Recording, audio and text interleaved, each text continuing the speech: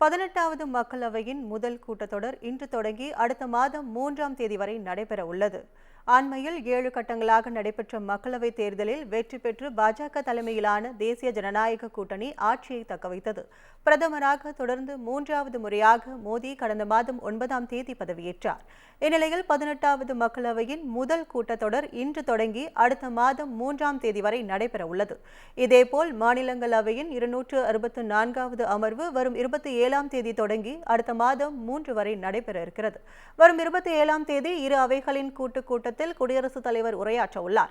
வரும் 28ஆம் தேதி குடியரசுத் தலைவர் உரைக்கு நன்றி தெரிவிக்கும் தீர்மானத்தின் மீதான விவாதம் நடைபெற உள்ளது. மக்களவை கூட்டத்தொடரின் இன்று மற்றும் நாளை புதிய எம்பிக்கள் பதவியேற்க உள்ளனர்.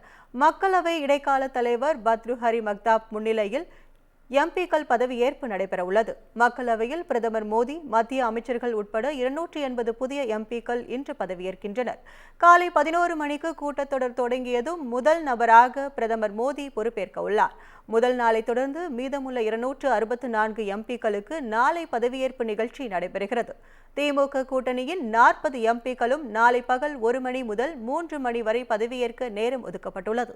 இதையடுத்து வரும் 26ஆம் தேதி மக்களவைத் தலைவர் தேர்தல் நடைபெறவுள்ளது. இதனிடையே 8 முறை எம்பியான காங்கிரசின் சுரேஷ்க்கு பதிலாக மக்களவை இடைக்கால சபாநாயகராக பாஜக எம்பி பர்த்ருஹரி நியமிக்கப்பட்டதற்கு எதிர்க்கட்சி எம்பிக்கள் எதிர்ப்பு தெரிவித்துள்ளனர். இதனை வெளிப்படுத்தும் விதமாக மக்களவை இடைக்கால தலைவருக்கு உதவுவதற்காக அமைக்கப்பட்ட குழு உறுப்பினர் பதவியை நிராகரிக்க திமுகவின் TR பாலு உள்ளிட்ட எதிர்க்கட்சி எம்பிக்கள் முடிவு செய்துள்ளதாக தெரிகிறது.